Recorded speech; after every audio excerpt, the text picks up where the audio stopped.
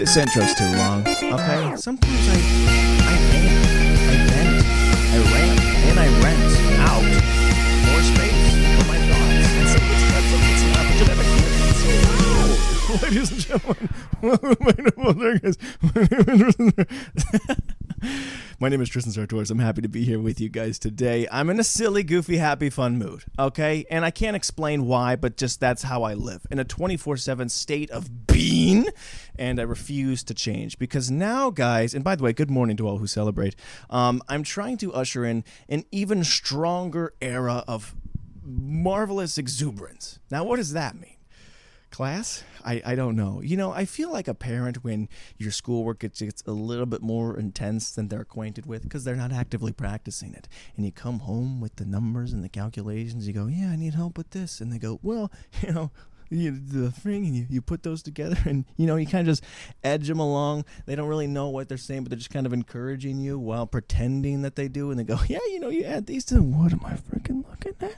And that's how I feel. I speak constantly. I don't know what any of it means, but I go, well, you know, in this, and if we've all put these together, class, I'm going to throw out a lot of pieces, but it's up to you to design the puzzle. So I don't know if that's inspiring or not. I think especially if your brain's even slightly developed, then my wisdom's no longer for you. But I can tell you this much, man, I can motivate the crap out of some fifth graders. I can at least write a pamphlet or something. They go, what the heck? Was that a bar?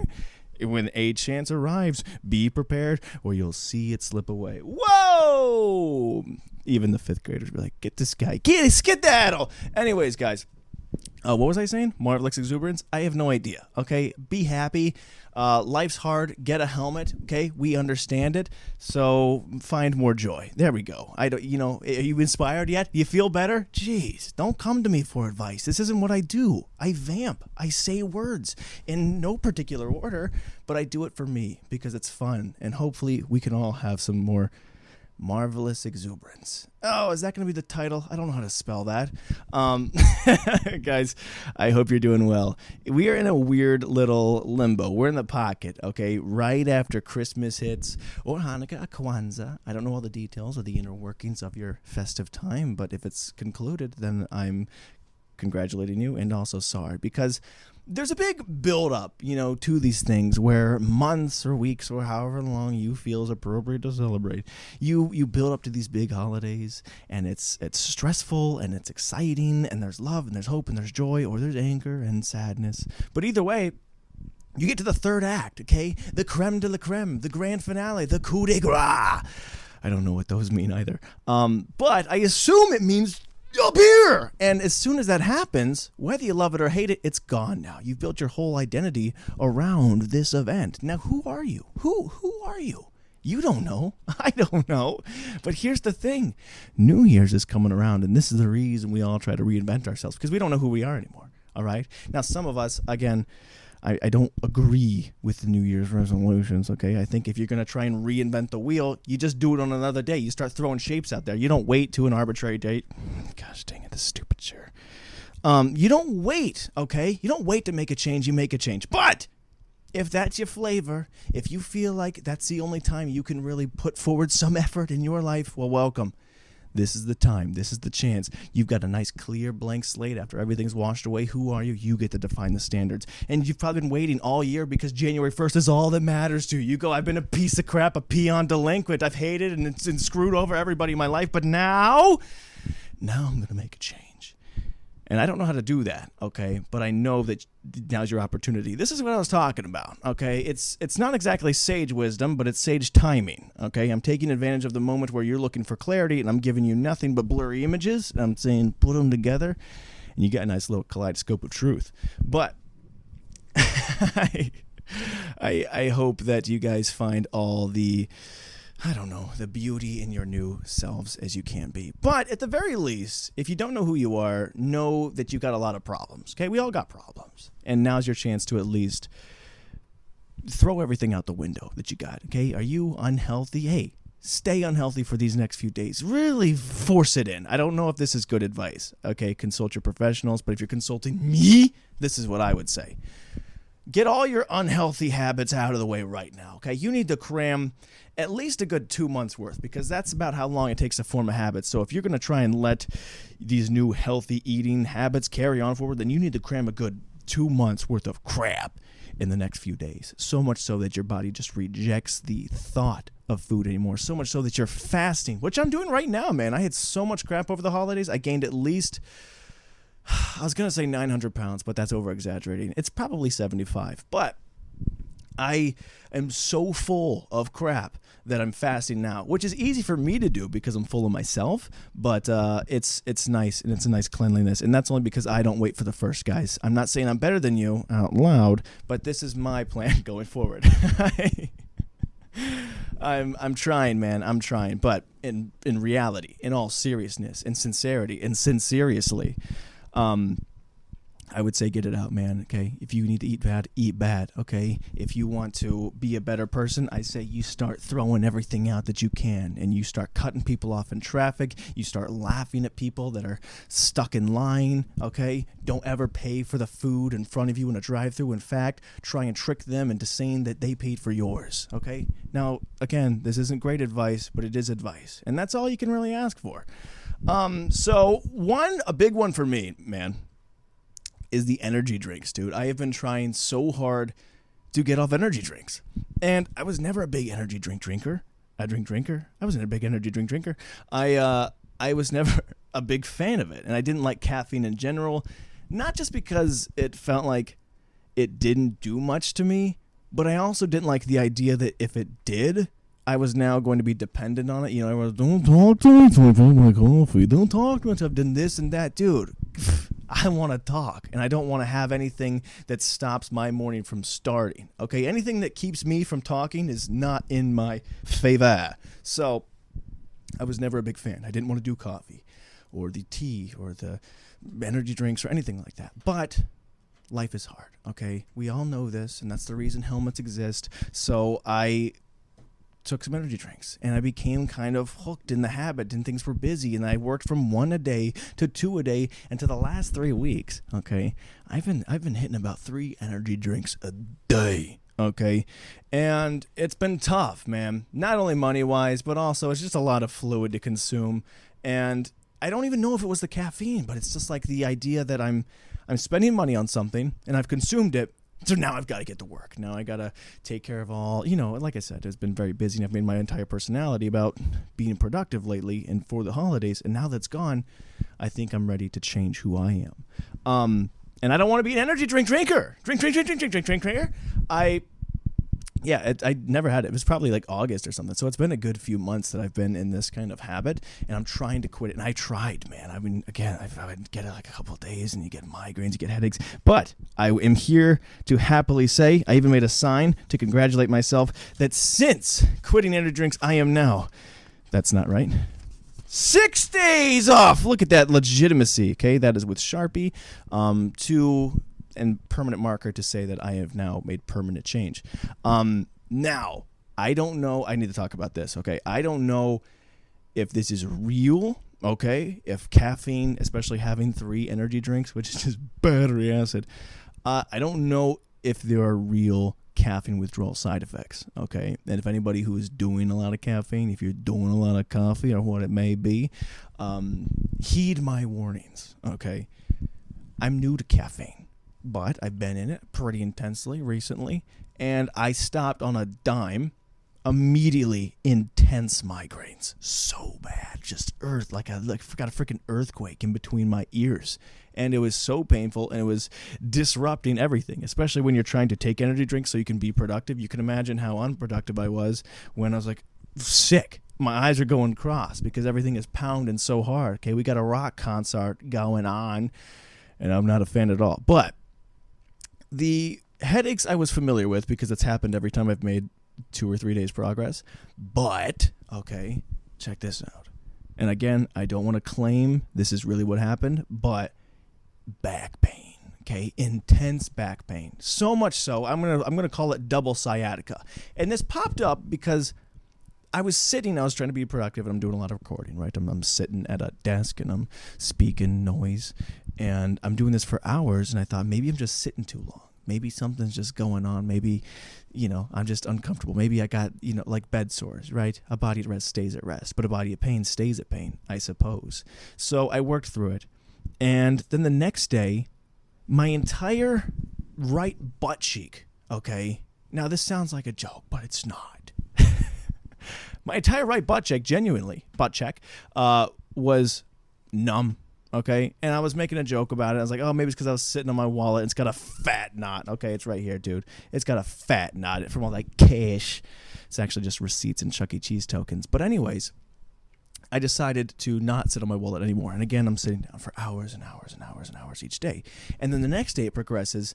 Now my entire my hips, my glutes, and my hamstrings, everything is like so tight, and I couldn't sleep, man. I was waking up like every 45 minutes in intense pain. Imagine the worst pain you've ever felt in your life, and then dial it back like 70%. Okay, so not like unbearable, but mildly annoying, and I wasn't a fan of it.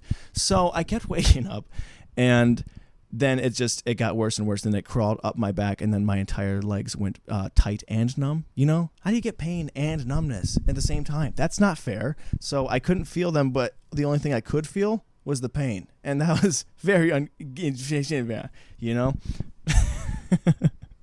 So I don't know if that is caffeine, but I am in unbearable pain still right now. I'm feeling it. I don't enjoy it. I've tried all the medication and all the stretches and the ice and the hot and the icy hot. So I might need to check out a doctor. I'm hoping it's caffeine related, or I'm just too fat and I've ruptured my living situation. So I don't know what to do about that, man. It's very quite painful. Yeah, so it's unbearable. Imagine something that's very bearable. It's not that, okay? It's unbearable. But I'm bearing it because I'm trying to make a change in my life. Actually, I have no conclusion on this story, but hopefully, okay, with 6 days, we'll turn to 9 days, and we will eventually be healthy or something. But it's just a little warning, if maybe your New Year's resolution was to quit caffeine like mine was, it sucks, okay? So I have so much stuff to do, and now I don't have the energy to do it, and now I'm in pain, I've got headaches, and it was kind of like a nice little treat, You get a variety of different flavors, and you try them out, and you just feel a little bit, special or spectacular. It's an event, but it's gone now. It's gone. But anyways, is there anything I wanted to say about Christmas? Christmas was beautiful. Christmas was fun. It was loud. It was chaotic, and that's all that you can really want from family. Is I just, in my line of work, and by that I mean making noise, I can appreciate when other people do it as well. It's just fun to have sounds, man, and it just feels so good. It feels so good, especially the way it's been with everybody at the house, where it's like you're living in the Home Alone movies, like I've said before, and it's just there's so much to do, and there's so many people to talk to, and so many people to complain about, and so many people to make fun of each other, and that's just, don't take it for granted, guys. I think I spent the whole last episode and the Christmas one being like, hey, you guys suck, but don't worry, if you really love your family, things will get better. And I don't know if that's true, okay? But with marvelous exuberance, you too can practice a certain constant miraculous joy that you too will find hope. I hope. So anyways, guys, yeah, is there anything to say about Christmas? I don't know. It was uncomfortable. I opened presents. I don't want to say I'm ungrateful, okay? Out loud. No, I am very grateful, again, but I need to be careful joking about how much I don't want to open the presents, because I don't want people to feel like I'm not grateful, it goes against the entire thesis of my pain and suffering, is that I don't want people to feel like I'm ungrateful. But by talking about how grateful that I am, that I'm afraid of being ungrateful, I feel like I've accidentally created a loophole where I seem very ungrateful, so much so that people think I'm ungrateful, and that's not something I'm grateful for. Yeah, I gotta be careful. Because I feel like you steer into the skid too much. They're like, hey, just steer into the skid. If you really steer into the skid, though, you go in the ditch. So you lean into it, but not so much that you put a dent in the wall. Yes, I'm trying to think. I was trying to be less specific with my notes this time. I typically write something like, okay, remember that piece that we want to talk about. This time I just wrote Christmas. I was like, you'll know when it comes up. You'll think about Christmas. You'll think about all the things that were fun or festive or scary. And that's it. That's all I can say, is that Christmas was exactly like Christmas goes. There were sounds, there were cookies, there was pain in my butt cheeks, dude. I got double sciatica going on. I don't know how to fix it. I will say this, man. I had so many cookies. I think I'm anti-sprinkle. And I don't know if that's a hot take or not, but I've been trying to eat cookies with sprinkles on them. A lot of them, okay? And you know what? Because I've been trying to lay down and alleviate so much pain in my back and my butt and my legs and my feet. Oh, I'm 95. I've been eating the cookies laying down, and you take a bite of sprinkles, man. The sprinkles don't even add. It's a visual cue. It's a visual aid where you look at that and you go, well, look at this festive little cookie, okay? But you don't notice it. It's not really even that much of a texture. It's just there. However, if you bite and the sprinkles don't go in your mouth, it just covers, and it's going down my neck and down my shirt. I'm trying to wring my shirt out full of sprinkles, snowflakes and beads, and I feel like I'm just drowning in little sugar shrapnel. So I think I'm anti-sprinkle going forward. It just makes a mess. What are the sprinkles really doing? Okay, I would like to be an advocate for more flavorful sprinkles, if that's what we're going to do, if we're really going to be throwing sprinkles on there. No needless decorations, okay? Because I don't admire anything with no purpose. Sprinkles, they're not working overtime. They're just trying to get a free ride to be like, hey, we're the star of the cookie. Everybody loves us. Hey, can I get sprinkles on that? You don't even do anything, sprinkles. You're just there. Imagine how the cookie feels, working its butt off day in and day out, sweating it off in an oven, and then the sprinkles are the star of the show? Are you kidding me? I'm against sprinkles wholeheartedly, and I don't want to see them anymore on ice cream or cookies until they rise the game and try and bring something to the table, okay? Maybe chocolate sprinkles, maybe strawberry, maybe something that isn't nothing, okay? So that's what I want to say about that. Now, I'm not saying I'm angry. However, my face is. So I'm anti-sprinkles, and that's all I want to say about that, okay? I'm afraid that's all I can. Oh my gosh, man, my butt, dude. So much pain. And I kept saying my butt for a while because I was trying to play it off and be more silly. I was like, my glutes! And everyone's like, stop talking about your glutes. But the truth is, it's everything, man. It's so bad. It's so rough. Anyways, guys, so welcome to a new segment we're going to try working on here where it's called The News. Okay, this is what we're going to do here because I want to spread to you my version of life. Okay, now what does that mean? It means that if you don't watch the news, you're uninformed. And if you do watch the news, you're misinformed. But if you follow me and whatever I have to say, you'll be disinformed, okay? This is not inadvertent misinformation. This is very blatant discrediting and mixing and twisting of headlines and stories. So what I'm going to do only from now on is read headlines. And I'm going to give you my version and my tale of whatever's happening. And this is for me because I want to work on being more informed in life, okay? But I don't want to do all the reading, okay? I only want to do the part where I talk and see the headline. I go, that's interesting. And now I know whatever I know.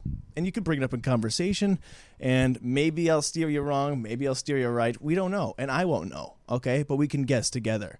So what I saw recently, man, was that the bald eagle, okay, recently the bald eagle has finally been declared, excuse me, I guess I got a little emotional about this. The bald eagle has finally been declared the national bird. Oh, hip hip hooray! Yeah, the bald eagle apparently has not been the national bird for America. It's been a national emblem since 1741. It's been going on for a while. They've used it for, decrees and stamps and markers and stickers and stuff like that. But it's been a long time. It's been the national emblem, but has now finally been declared the national bird. And so I was reading the article, and the reason for this is because even though the eagle, it exudes just so much strength and courage and bravery and character and Batmanness. But, however, the name of it, they've been debating back and forth with National Geographic and other people alike that they are against the name of the bald eagle because it does not instill the kind of character that America wants to feel. So they've been trying to change the name to a variety of different things, maybe heroic eagle or strong eagle or cool eagle, but none of them stuck. So they've been going back and forth, and they couldn't declare it such a national. However, with the rise of Jason Statham giving new power to bald men around the world. Now baldness is not seen as a weakness or some sort of male patternness that is balding, but people alike, okay, anybody without hair, whether you are Vin Diesel or Jason Statham or George Costanza, people now look at them with such strength and respect. And I can't say I relate, I would love to, but I was born with a full head of hair, luxurious and glorious, and I cut it just yesterday and it's already too long. But anyways, now that baldness is on the rise, America finally was able to recognize that. And I think that's a really healing thing for people to kind of look at that and say, wow, the bald eagle is the freaking sign of America. Isn't that great? The national bird is bald, and that's beautiful. And I think it just kind of inspires, when you have insecurities or things that you're self-conscious or feeling weak or meek about, and you go, wow, the bald eagle, America, the strength fortified in baldness now. Like that's, I imagine this has got to be such a beautiful thing. And anyways, they were able to finally declare that a national bird, and it's just been really great. And I hope, I don't know all the animals, and I hope maybe there are some other ones like that, like the annoying seagull, and maybe I could feel something through there, because sometimes I feel like I'm too annoying. But if they were able to declare a national bird after my weakest points, okay, sometimes, if I could see maybe if there was like the sciatic elephant or something like that, I'd go, oh, I get it now. I feel empowered and seen and related. Representation for people with butt pain. And anyways, it's just a really beautiful thing. So I'm happy for the bald eagle. I'm happy for all the bald men, and I'm happy for America. Oh, say, can you see? So anyways, guys, that's really what's been going on with a lot of life. So if you want to throw that out there in the life circle, the water cooler of life, go ahead and let me know what people say, because people might have a genuine answer. But here's the thing, man. Some people don't. So you can just say whatever you want. And how much of that was real, I'll let you decide. So other than that, I did, real quick, I want to tell you this, man. I sold some earbuds the other day, and I've been doing this thing, not where I lie necessarily, but where I don't tell the truth. I was selling some earbuds, and the guy asked why I was selling them. And I said that I only bought them to work out. But that's not true. I bought them, but they didn't fit in my ears because I've told you this before, dude, I've got such fine ear canals. Like a pinstripe, just a missile of wind. I can hear it all, man. Turn your faucet on somewhere, miles away. I'll hear it running. But they couldn't fit, and I said the only reason I'm getting rid of them is because I no longer want to run. But the truth is they didn't fit, okay? And it wasn't because I was trying to pull the fast one, as the kids are saying, but I didn't want to admit the fact that my ears are too small, okay? And maybe if there was a bird out there that we'd name after me, maybe I would have felt empowered to tell the truth, but I didn't. But anyways, I sold these earbuds, and I just thought it was funny because I walked in, and this is what I get for lying. This is the comeuppance, the karma. So I show up at this McDonald's parking lot to give this guy the earbuds, and he says, 1 second, I need to go and get some change from the register. I go, okay. And then he's in there for 50 minutes. It was actually 40, but still, it felt like 50. So he was in there forever. He's taking time. He's like, I gotta get some change, I gotta get some stuff, whatever. He comes out, and he's like, I'm so sorry, they were taking forever with my food. I was waiting in this parking lot for near an hour because he said he was going. He lied to me because I lied to him. And so he goes and he gets the meal deal or something, or maybe because the McRib's back, he got it, and then he came and we got the exchange, and he loves the headphones, and he was thrilled, and he put them in his ear, and they didn't fall out. So everything is, totally kosher on that front. But I just want to say, you never know what you're going to get into with lying, okay? I told him. I wasn't even trying to pull a trick, but I sat there and I waited, and he's like, did you want anything? Because I can go back in. I was like, not for 45 minutes worth. Dear Lord in heaven, help me.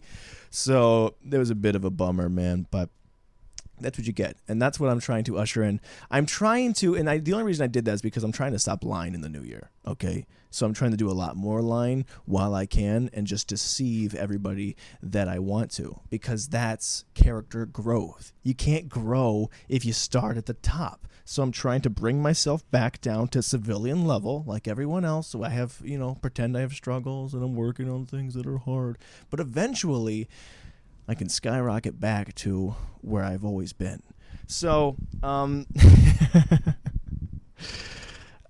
you can tell I've been spending a lot of time with my family. I'm taking on a big little brother persona where everything is just completely filled with ego, and so much nonsense, just basically to annoy the people around me. And that's fun for me, man. I don't know how well it goes over in life because I do that shtick a lot with people who don't know me. You got to lean into the arrogant character. But no, you got to be careful doing that with people who don't know you, at least. And I do that all the time on accident. Like, people take a photo. I'm like, yeah, you're going to want to put that on the wall. This is the best one you've ever had. And I'm just talking a big game. And they go, this guy is so full of himself. And then I don't realize that they're not playing along with me. And I go, that's right. You know it is. If you were this good, you would be too. And, they give me a hat too small, and I say it's because my head's too big. But then I accidentally made fun of myself. So anyways, guys, this has been Full Circus. I'm having a swell time. I'm having a swell day. And that's not just because I'm awesome. It's because the world's awesome. And that's because everybody's healing. Life's getting better and better. And if you don't believe that, hop on a different bus of sadness, because today we are practicing marvelous exuberance. And that's what it's all about, I think. Guys, thank you so much for tuning in. This has been Full Circus. It will be Full Circus next week as well. Check this out. I don't know where this is. I found a dynamic wallpaper. I don't know if it was London or New York. But look at all that, man. Look at all that. There's life there. It's raining. So if you know what city that is, and maybe this was recorded from somewhere, so theoretically, it could be someone's real window. And if this is you that we're looking at your bedroom window, I don't know, sweep your floors. I've never been to someone's sky-rise apartment. Guys, thank you so much for being here with me. Hope your holidays were fun. Hope everything in your life is going freaking swell and fantastic and wonderful. And even if it's not, hey, say that it is, because your words have power, you beautiful sons of ambition, all right? And that's because I believe in you, even when you don't. I will see you in the next one. Oh, actually, before we go, real quick, let's read us an excerpt from the Book of Unusual Knowledge. I can't pronounce any of those words or those ones. Oh my gosh. Okay, actually, never mind. These are long stories. Okay, guys. So it turns out it takes a lot of words to describe something unusual. It's like 9 pages. I'm not going to read you a chapter. What is this, an audiobook? No, it's a nonsensical spirit realm of freaking... I need another word. Doesn't matter. Thanks for being here with me. I'll see you in the next one. Oh, my candle went out. Oh.